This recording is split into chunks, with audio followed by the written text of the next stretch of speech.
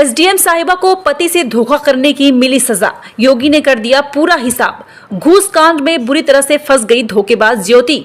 SDM ज्योति मौर्य पर लग गया सबसे बड़ा आरोप। पति ने पेश कर दिए सबूत, क्यों दिया धोखा, सब कुछ आ गया सामने। खुलकर सामने आ गए सारे राज। एसडीएम के पति का भी काला सच आ गया सामने। पुलिस भी हो गई हैरान। नया ऑडियो हो रहा वायरल। 2017 में एक फिल्म आई थी, शादी में जरूर आना, जिसमें बदला लेने के लिए राजकुमार राव डीएम बन जाते हैं। शादी के मंडप में उनकी दुल्हन एसडीएम बनने के लिए भाग जाती है। बाद में बदला लेने के लिए ही राजकुमार राव डीएम बनते हैं। लेकिन किसने सोचा था कि जो फिल्म में हुआ वो सच हो जाएगा। लेकिन इस बार धोखा एक पति को मिला, जिसने अपनी पत्नी को पढ़ा लिखा कर अधिकारी बना दिया। पर अब वो दर दर की ठोकरें खाते हुए न्याय की गुहार लगा रहा है और कह रहा है, मेरी पत्नी ने मुझसे बेवफाई की। वो ऑफिस में जाकर किसी और के साथ इश्क लड़ाती है, धोखा देती है। बीते कुछ दिनों से उत्तर प्रदेश में ज्योति मौर्य और उनके पति आलोक मौर्य का विवाद सुर्खियों में है। आलोक मौर्य अपनी पत्नी पर कई गंभीर आरोप लगा चुके हैं, लेकिन अब अपनी पत्नी के फोन से कुछ ऐसे व्हाट्सएप चैट लीक कर दिए, जिसके सामने आते ही सारे खेल का पर्दाफाश हो गया। अब पति पत्नी का विवाद एक नए मोड़ पर पहुंच गया। ज्योति मौर्य के पति पिछले कुछ दिनों से रो धोकर योगी से न्याय की गुहार लगा रहे थे, लेकिन अब तो सबूत उन्होंने पेश कर दिया है।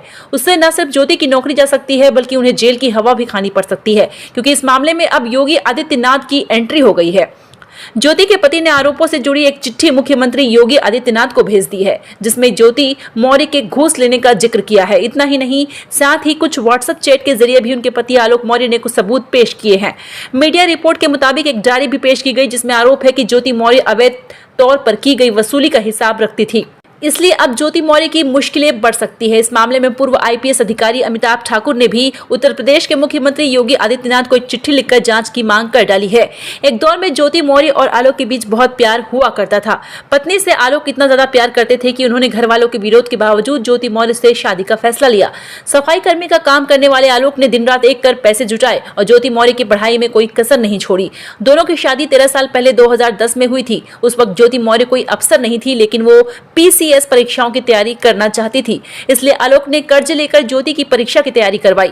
उनकी मेहनत सफल भी हुई और 2016 में ज्योति मौर्य ने पीसीएस का टेस्ट पास कर लिया और राज्य में 16वीं रैंक हासिल की और उन्हें एसडीएम के पद पर राज्य सरकार ने तैनात भी कर दिया।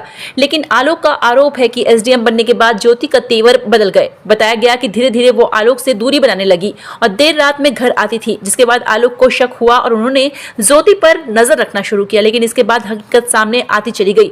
आलोक के मुताबिक उन्हें धोखा देते हुए ज्योति मनीष दुबे नाम के एक अधिकारी से प्यार करने लगी। इतना ही नहीं, आलोक ने यह भी आरोप लगाया कि ज्योति ने अपने प्रेमी के साथ अवैध संबंध भी बनाए।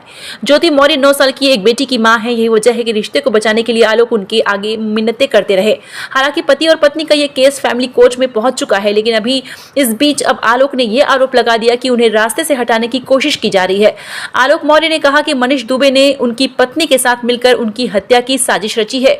लेकिन उनके ऊपर लगातार लग रहे आरोपों से नाराज ज्योति मौर्य ने अपने पति पर भी केस दर्ज करवा दिया है।